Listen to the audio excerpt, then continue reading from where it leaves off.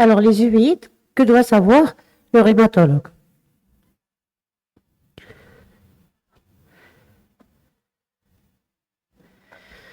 Donc, comme vous le savez, les uvéites, c'est une inflammation de l'UV, c'est une pathologie qui est fréquente. Dans une consultation de ville, on en voit au moins 1 à 2 par semaine. Le diagnostic positif est souvent facile. On verra que parfois ça peut poser des problèmes. Le problème essentiel des uvéites, c'est le diagnostic étiologique. Et on sait que dans les meilleurs centres qui sont vraiment spécialisés dans les uvéites, on a 20 à 30% qui restent sans étiologie. C'est pour ça, j'insiste toujours sur la nécessité d'une collaboration ophtalmo-rhumato-interniste pour le diagnostic étiologique, le traitement et le suivi. Et pas seulement la collaboration, il faut avoir quelqu'un qu'on connaît bien, dont on connaît les compétences pour travailler avec lui, pour être sûr que le résultat est bon. Donc, je vais commencer par un petit rappel anatomique pour dire que l'UV, c'est la couche vasculaire de l'œil et le support des réactions immunologiques du globe oculaire. Elle se divise en UV antérieur et en UV postérieur.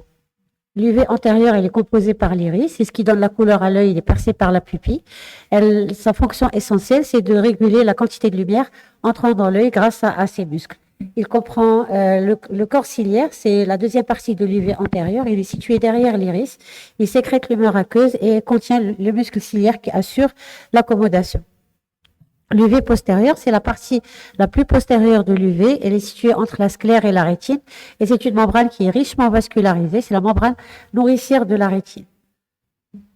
Alors, qu'est-ce que c'est qu'une uvéite? C'est une inflammation de l'UV qui peut toucher l'iris, le corps ciliaire ou la choroïde et qui peut s'étendre également à des structures qui sont en contact, à savoir la rétine, le vitré et le nerf optique.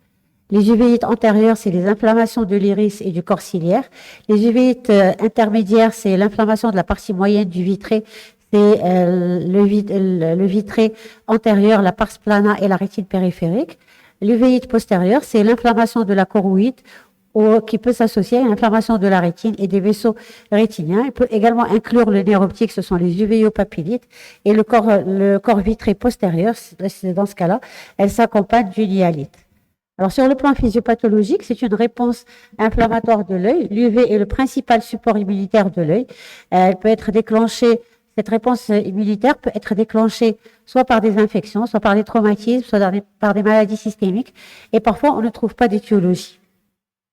Donc, on aura une réaction auto-immune où le système immunitaire va attaquer les tissus propres de l'UV, une infiltration de cellules immunitaires et une libération de médiateurs inflammatoires. Alors, sur le plan clinique, qu'est-ce que ça donne? Le principal signe fonctionnel pour lequel le patient va consulter, c'est un œil rouge. En fait, c'est une symptomatologie qui est assez banale en ophtalmologie. C'est un œil rouge qui est douloureux. La douleur est d'intensité variable. On verra en fonction des étiologies. C'est un œil qui est très photophobe, qui est larmois. La baisse d'acuité visuelle est très variable. Elle peut être légère quand c'est une petite uvéite et elle peut être beaucoup plus prononcée quand l'uvéite est plus dense. L'examen clinique va retrouver essentiellement une hyperémie conjonctivale au début et avec un cercle périkératique. Alors le cercle périkératique, c'est ce qu'on voit ici, c'est une dilatation des vaisseaux qui entourent la cornée, c'est un signe de gravité. Quand on a un cercle périkératique, ça veut dire que c'est une infection sévère du segment antérieur. Les précipités rétrocornéens, ce sont des amas de cellules inflammatoires, ça peut être des globules blancs seuls ou associés à des protéines qui vont se déposer à la face postérieure de la cornée et qui sont visibles à l'examen clinique, peut-être plus ou moins pigmentés, et ils peuvent être soit fins, dans ce cas-là c'est une poudre blanche ou brune sur la face postérieure de la cornée qu'on voit dans les uvéites non granulomateuses, et peut être épais en graisse de mouton dans les uvéites granulomateuses, et on va voir les images. Alors ici, on a des précipités, ce qu'on appelle également des précipités gras en graisse de mouton, qui peuvent prendre cette disposition triangulaire et ça traduit, quand on a ça, ce sont des uvéites granulomateuses. Parfois, on peut avoir des précipités rétrocornéens qui sont très fins, qui sont difficiles à photographier. On les voit ici, c'est des précipités qui sont très fins et dans ce cas-là, c'est une uvéite qui n'est pas granulomateuse et c'est un élément très important par la suite pour le diagnostic étiologique. Alors le tyndall de la chambre antérieure, c'est des cellules et des protéines inflammatoires en suspension dans la chambre antérieure. On peut les coter soit cliniquement en 1 à 4 croix, ou bien on peut les quantifier. Il y a des machines qui permettent de quantifier le Tyndall. Ces protéines peuvent se déposer au fond de la chambre antérieure et créer un hypopion, c'est-à-dire on verra les images par la suite, soit ils peuvent former une membrane dans l'aire pupillaire, c'est ce qu'on appelle la membrane cyclitique, qui est très gênante pour l'acuité visuelle. Alors là, on a un hypopion. C'est un dépôt au niveau de la partie inférieure de la chambre antérieure. Et classiquement, c'est un diagnostic, c'est un aspect très évocateur d'une maladie de Behçet. Donc là, on a une association avec d'un hypopion avec une membrane cyclitique qui est épaisse, qui bloque la vision, qui donne une baisse d'acuité visuelle importante. Toujours dans la clinique, on a les synéchies postérieures. Donc en cas d'uvéite, la zone la plus proche entre l'iris et le cristallin, c'est le bord pupillaire. Et le bord pupillaire va coller en raison de la réaction inflammatoire et en raison des protéines qui sont présentes dans la chambre antérieure. Et l'iris, le bord pupillaire, va s'accoler au cristallin. Et quand cette séclusion est totale, l'humeur aqueuse ne pourra plus circuler. Elle va s'accumuler entre l'iris et le cristallin. Et ça donne ce qu'on appelle un iris tomate qui va donner une pression intraoculaire très élevée avec très souvent une perte fonctionnelle de l'œil. Alors ici, c'est des synéchies iridocristalliniennes qui sont pratiquement sur tout le pourtour de la pupille. Ici, c'est un patient qui avait des synéchies. On voit ici les traces de pigments sur la cristalloïde antérieure, sur la face antérieure du cristallin. Ce sont des synéchies qu'on a pu lever avec des collyres. Et parfois, on a des zones où l'iris est collé et d'autres zones où l'iris n'est pas collé. Ça donne cet aspect de la pupille en trèfle. Donc ça, c'est en ce qui concerne le segment antérieur. En ce qui concerne le segment postérieur, on peut avoir une hyalite, c'est une inflammation du vitré. On peut avoir une inflammation soit du vitré antérieur dans les uvéites intermédiaires, soit une inflammation du vitré postérieur dans les uvéites postérieures. Alors, elle est visible après dilatation pupillaire. Ce sont des cellules en suspension dans le vitré avec une concentration variable qui est évaluée également en croix. Alors, c'est important quand il y a une hyalite, de faire suivre le patient par le même médecin parce que même sous traitement, lorsque ça s'améliore, on a des séquelles des cadavres de cellules, je dirais des cadavres de cellules inflammatoires qui restent dans les vitrés. Et si le patient est vu pour la première fois par un autre médecin, il peut penser que c'est également une uvéite évolutive alors que c'est quelque chose qui commence à se régler. Parfois, cette hyalite peut être très dense et on ne voit pas les détails du fond d'œil. Et quand on a une cataracte qui bloque la visibilité, à ce moment-là, on fait une échographie pour voir qui va nous montrer, l'échographie va nous montrer des échos qui sont mobiles et plus ou moins nombreux dans le vitré. Alors ici, on a une hyalite. On n'arrive pas à voir les cellules en suspension, mais on voit très très mal les détails du fond d'œil. Et sur l'image à côté, ici, c'est une échographie qui montre beaucoup d'échos intravitréens qui témoignent d'une association d'une uvéite antérieure et une uvéite postérieure. Alors, on trouve parfois dans les livres les œufs de fourmi. Les œufs de fourmi, c'est ce qu'on voit ici. Ce sont des petites condensations de cellules inflammatoires en regard de la rétine périphérique et ils sont caractéristiques des uvéites intermédiaires. Alors maintenant, toujours dans les uvéites, la partie postérieure, on peut avoir des vascularites, ce sont des inflammations des vaisseaux rétiniens. Le plus souvent, ce sont les veines qui sont touchées.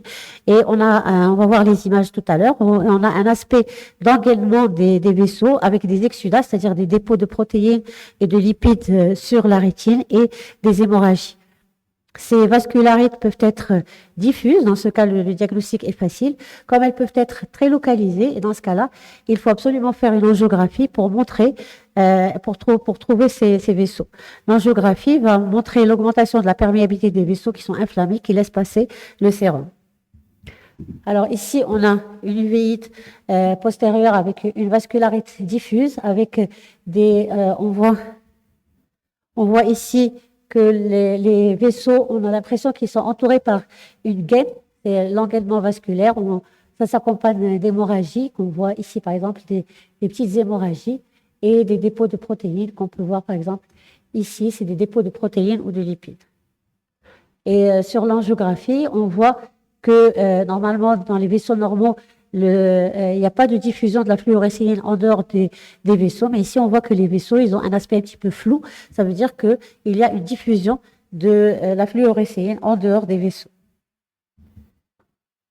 Alors toujours dans les signes des uveites postérieures, on peut voir des foyers choriorétiniens. C'est une inflammation localisée de la choroïde seule ou de la rétine qui est sous-jacente.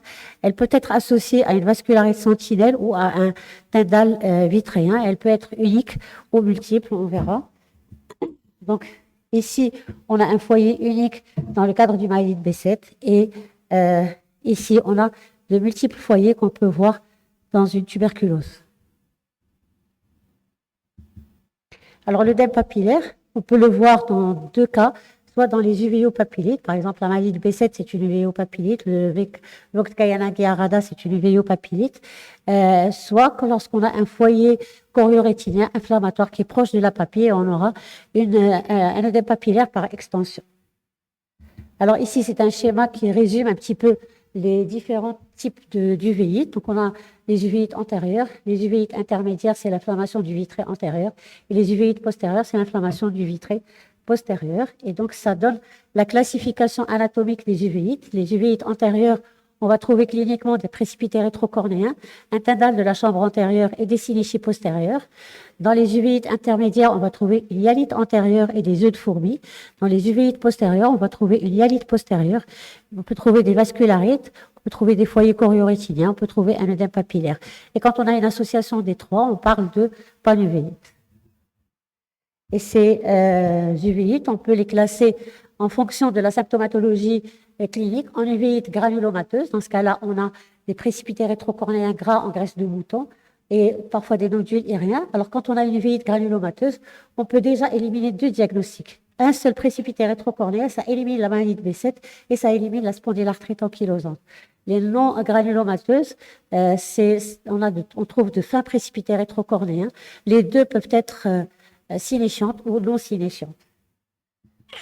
Alors, le diagnostic étiologique, avant de parler du bilan, je vais commencer par éliminer les étiologies purement ophtalmologiques. Alors, il y en a beaucoup, j'ai gardé juste les plus fréquentes. C'est l'uvéite antérieure de Posner-Schwarzman, ça serait une infection ancienne par cytomégalovirus qui donne une élévation très importante de la pression intraoculaire sans pratiquement signe clinique. Le patient sent juste une tension dans l'œil, l'œil lui fait sans douleur, sans rougeur et le traitement, c'est une corticothérapie qui va faire baisser rapidement la pression intraoculaire. Les uvéites herpétiques antérieurs, ils peuvent être soit isolés, soit associés à une atteinte cornéenne. Ce qui est important, c'est de savoir que c'est toujours le même œil qui est touché. C'est l'atteinte herpétique bilatérale est exceptionnelle, uniquement chez les bébés qui ont été infectés par leur mère ou bien chez les immunodéprimés. Et sur le plan clinique, ça donne également une uvéite hypertensive avec des plages d'atrophie de l'iris. Et le tableau est assez typique, et donc on n'a pas besoin de faire de bilan pour ces patients. Donc, en fonction du tableau clinique, ça va être soit un traitement local, soit un traitement général. La toxoplasmose oculaire, là, c'est également une maladie où on n'a pas beaucoup besoin de faire tout le bilan des uvéites. C'est une uvéite postérieure, le plus souvent. Ça donne un foyer choriorétinien, comme on le voit ici, ça donne un foyer choriorétinien blanc avec une vascularité satellite et une condensation du vitré en regard, et c'est ce qu'on appelle le phare dans le brouillard. Parfois, on peut trouver des foyers cicatriciels associés si on a un foyer évolutif à côté d'un foyer cicatriciel. Donc, l'aspect est typique. Si on a un doute, on peut on recherche le coefficient de Desmar, c'est-à-dire qu'on va faire une sérologie toxo dans le sérum, dans l'humeur aqueuse, et voir le rapport. Je terminerai ces uvéites par un élément important, c'est la pseudo-uvéite de Fuchs. D'ailleurs, j'ai une patiente commune avec Madame Kinsey. C'est une pseudo-uvéite qui n'est pas synéchiante, qui va donner des précipités. Comme on les voit ici, on dit que c'est des précipités stellaires. Quand on les revoit au fort grossissement, on a l'impression de voir une étoile. Et c'est des précipités qui sont diffus. C'est pas comme les uvéites. En général, les uvéites, les précipités sont inférieurs et très souvent en forme de triangle. Ici, c'est toute la surface de la cornée qui présente ces précipités rétrocornéens. Elle peut s'associer à un tyndall de chambre antérieure qui est vraiment minime et plus rarement à un tyndall de vitréen. Alors, le tableau typique de la pseudo-uvéite de Fuchs associe cette pseudo-uvéite non silénciante, une hétérochromie irienne, c'est-à-dire des zones où l'iris est plus foncé ou bien un iris d'un côté est plus foncé que l'autre. C'est une uvéite qui est unilatérale, toujours unilatérale, qui peut se compliquer d'hypertonie oculaire et de cataracte, et son diagnostic est strictement clinique. On n'a pas besoin de faire un bilan.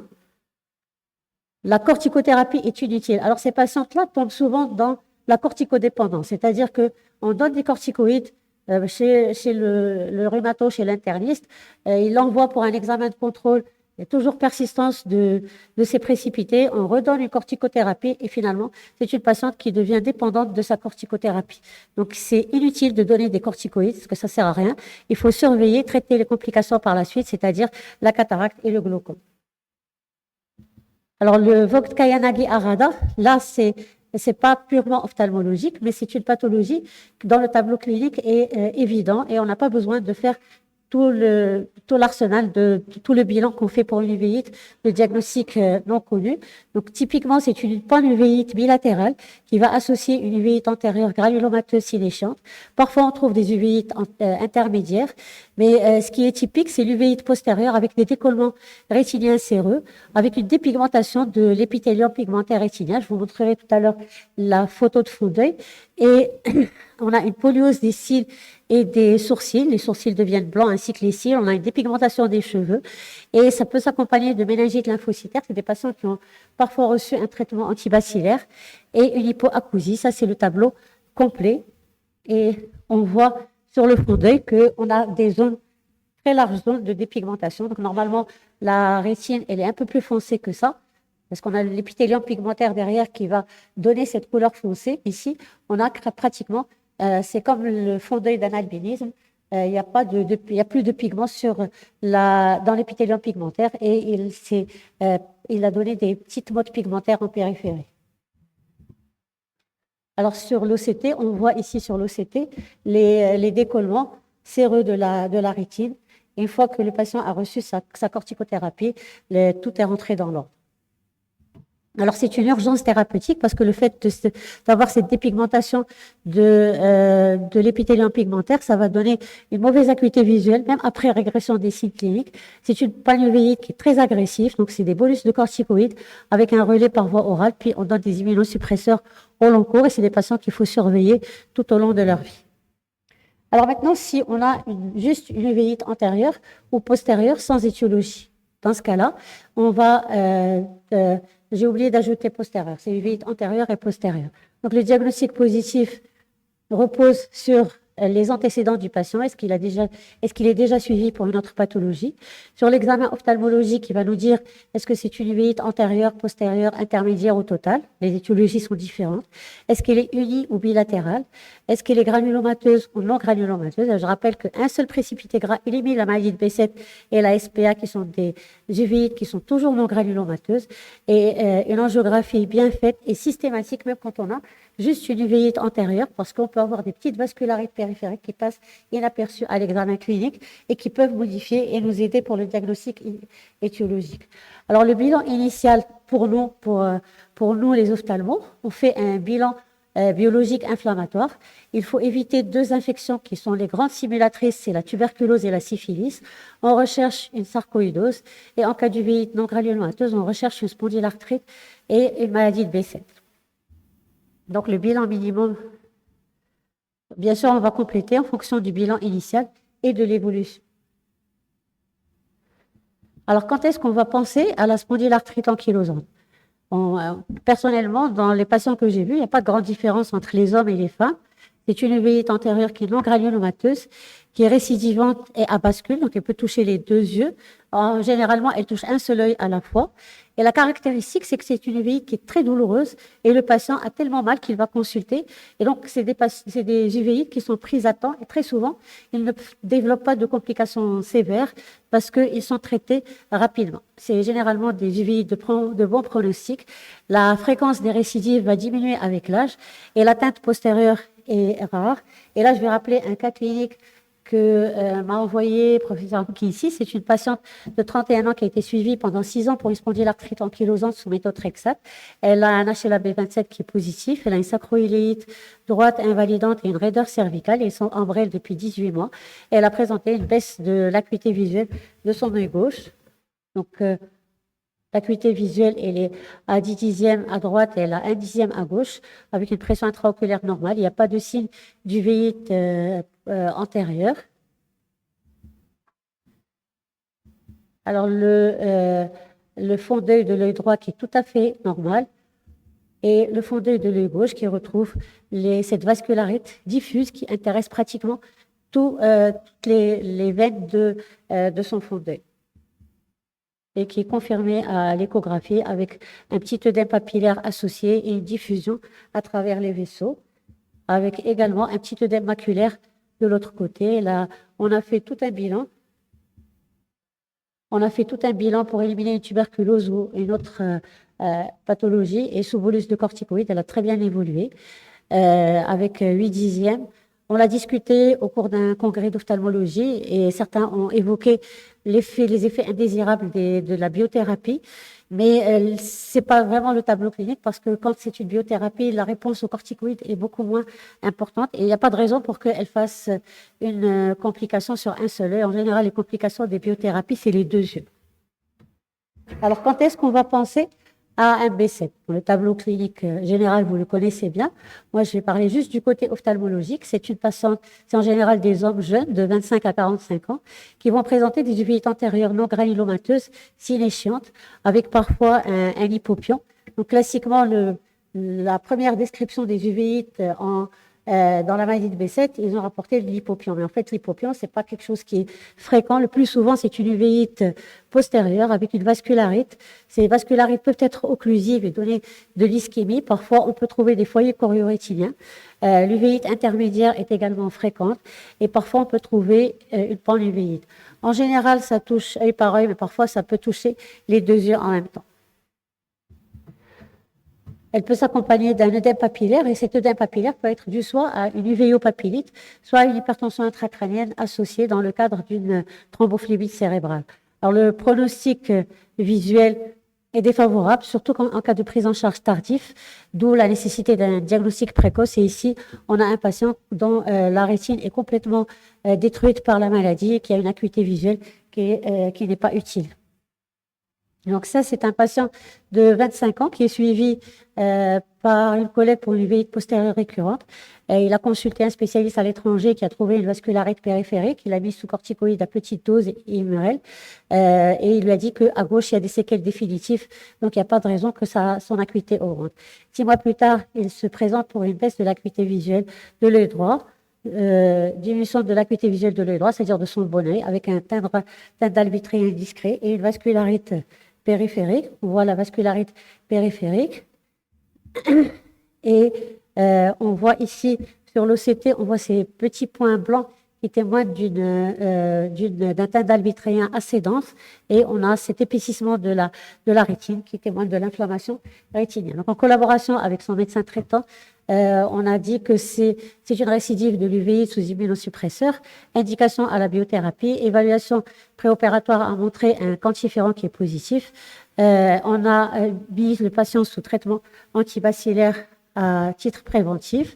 C'est un patient commun avec professeur Genei. Et après 15 jours de traitement, il appelle au téléphone pour dire que l'acuité visuelle de son œil gauche s'est améliorée. Et elle s'est réellement améliorée parce qu'il est remonté à 8 dixièmes. On l'a mis sous traitement antibacillaire curatif et depuis, pas de récidive, aucun signe fonctionnel avec une acuité visuelle de 10 dixièmes. Et une régression notable des signes au niveau de l'OCT. Alors, quand est-ce qu'il faut penser à la tuberculose? Parfois, le diagnostic est évident, c'est une miliaire tuberculose. La tuberculose, c'est un patient qui a été mis sous biothérapie avec de multiples foyers choriorétiniens.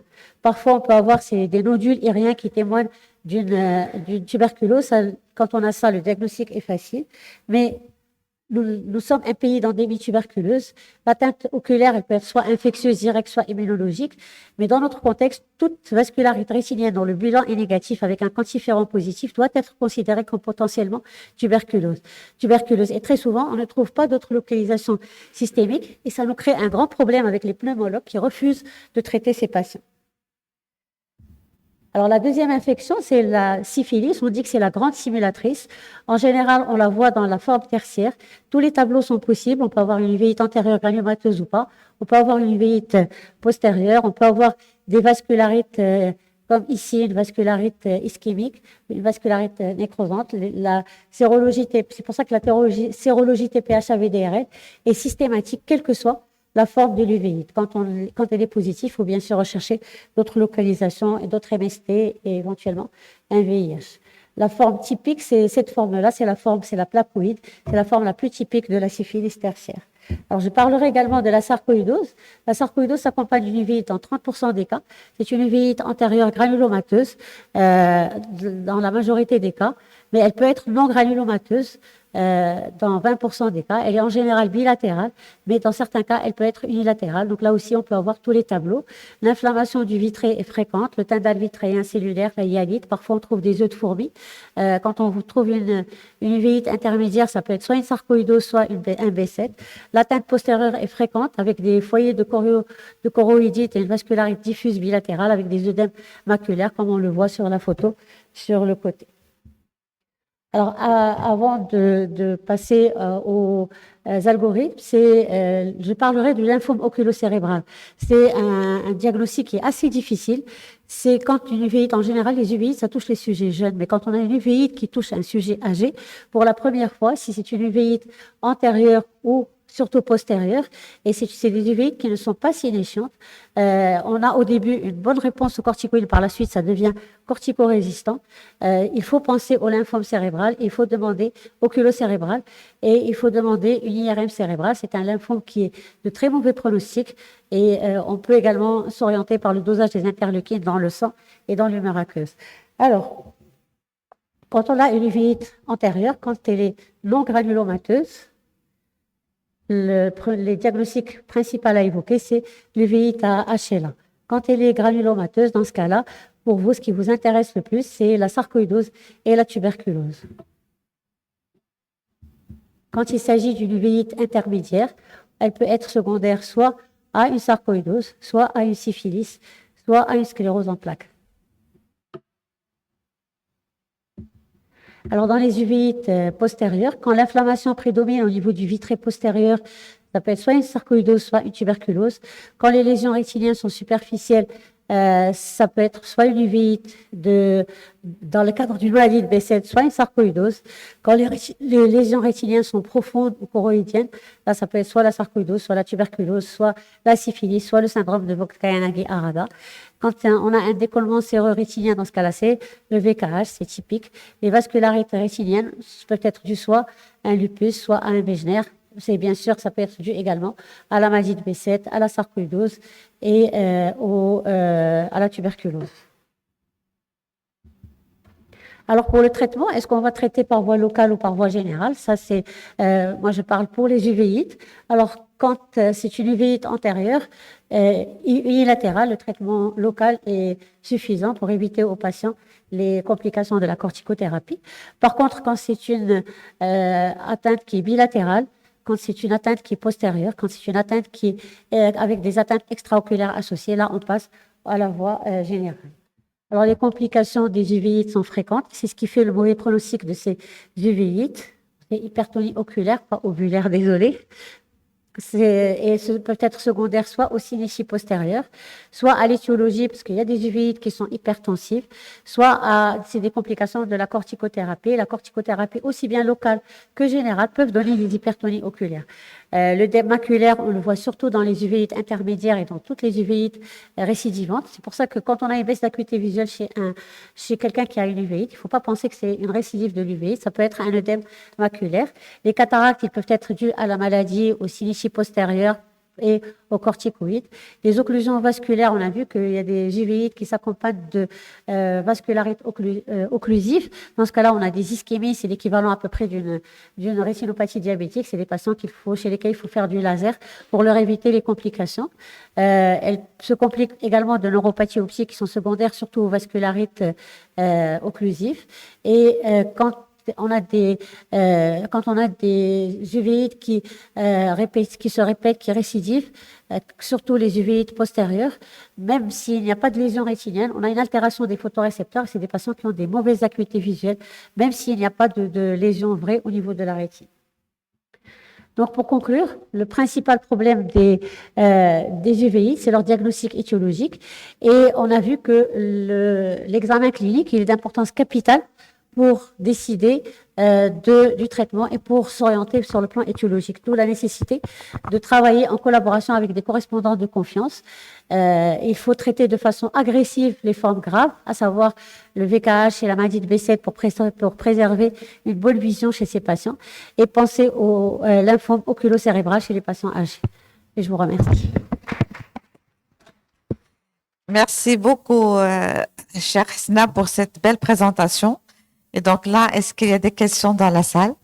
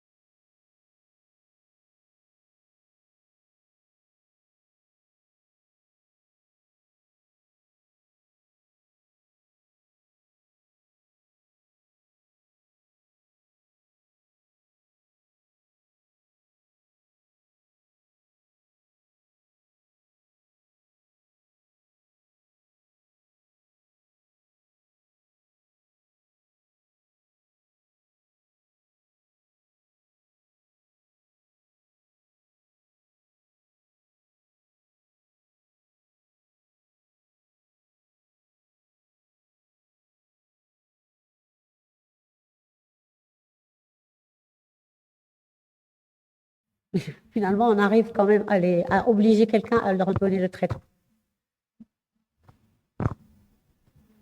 Oui, Madame Abessi.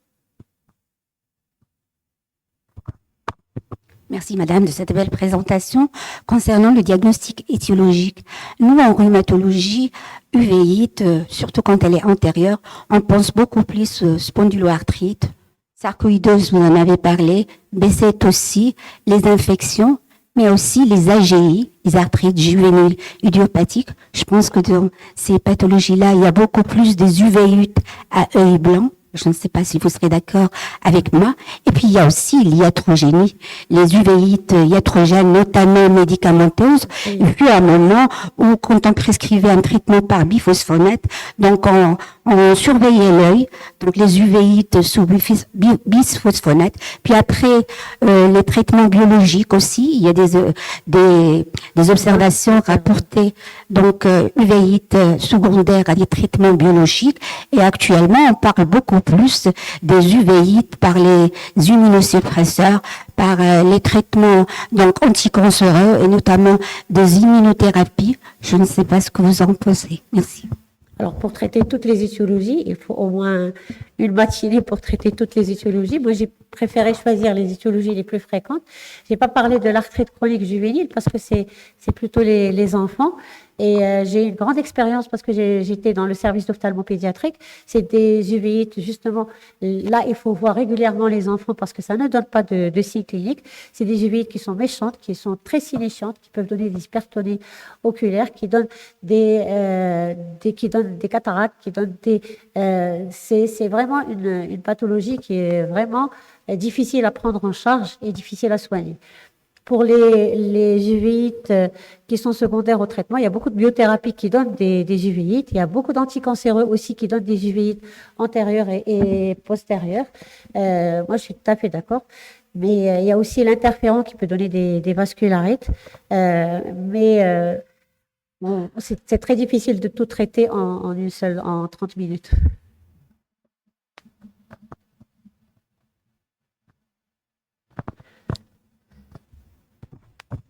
Je ne sais pas si ça va répondre en partie à une question posée par Madame McKinsey. Il y a une étude rapportée l'année dernière à la SFR, donc Société française de rhumatologie, qui s'est intéressée justement aux facteurs de risque des uvéites chez les spondyloarthrites. Donc, c'était une étude rétrospective monocentrique, donc rapportée par l'équipe de Saint-Étienne, 1600 cas, présidée par Thierry Thomas. Et donc, ils sont intéressés sur une période de plus de 10 ans sur les facteurs associés aux uvéites chez les spondyloarthrites sous biothérapie. Il ressort de cette étude que ces uvéites surviennent beaucoup plus chez des spondyloarthrites axiales associées aux porteuses du V27 et qui ont une longue durée d'évolution de la maladie. Ça d'une part. Et en plus, il y a les récidives d'uvéites surviennent chez des malades, donc des spondyloarthrites, qui sont beaucoup plus, puisque c'est des spondyloarthrites sous biothérapie, donc qui ont beaucoup plus qui sont beaucoup plus sous traitement par anti-L, IL-17 et IL-23 plutôt que les anti-TNF. Voilà. C'est juste un complément d'information. Merci beaucoup, docteur Lapessi. Mais effectivement, c'est pas étonnant parce que on sait très bien que l'aspect axial est associé à un taux élevé de HLA-B27 et on sait très bien que l'HLA-B27 est associé à des uvéites en absence de spondyloarthrite. C'est l'uvéite HLA-B27. Donc, ces facteurs, c'est-à-dire, c'est pas vraiment étonnant. Donc, on s'attendait à ces... Par contre, pour l'uvéite sous biothérapie, on est plus dérangé par les anti-TNF que les autres. Donc, c'est plus l'étanercept qui est plus incriminé dans l'apparition d'uvéite. Et là, on prend en considération, quand on veut prescrire un agent biologique, c'est les spondylarthropathies. Oui, Madame Kitsi.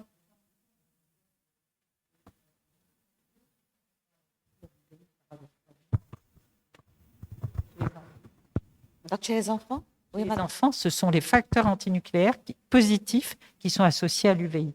Oui. C'est paradoxal un petit peu avec les formes qu'on a.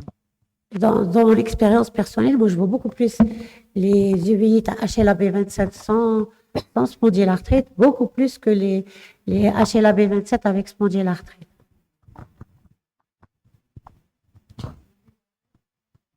Ouais. Ah. Et c'est très important de rappeler aussi, comme quoi, c'est vrai, c'est très rare, mais on peut avoir une uvéite postérieure. Parce que pour les jeunes, on leur dit que c'est dans l'espoir de l'arthropathie, c'est une uvéite antérieure. Mais parfois, c'est rare vraiment, mais ça peut être aussi postérieur. On a 2 cas au service où on avait une uvéite postérieure. Et je rappelle le cas de Omar, c'est-à-dire c'est un malade, c'est le hasard qui a permis de poser le diagnostic, parce que c'était une uvéite et on donnait des corticoïdes. On a essayé le corticoïde, l'Imural, etc. Il ne répond pas. Donc, on a opté pour passer à un agent biologique. Ça veut dire adalimumab. Et dans le bilan pré-ADA, on a demandé le quantiférant et donc c'était une tuberculose, c'était pas une UVI. Et par hasard, elle avait un HLA, je crois, B27 positif, je pense, je me rappelle plus. Et donc, c'était le quantiférant qui l'a sauvé. Dieu merci. Mais, Comme quoi... Quand j'ai vu la littérature pour les uvéites postérieures dans les spondylarthropathies, en général, le patient fait une seule poussée postérieure ou 2 poussées postérieures. Quand ça récidive aussi souvent, ça ne peut pas être une SPA. D'accord. Donc, merci beaucoup, chère Mesna. Et sans trop tarder, je passe la parole à professeur Msal, qui va nous parler essentiellement de l'obésité et rhumatisme vers des prises en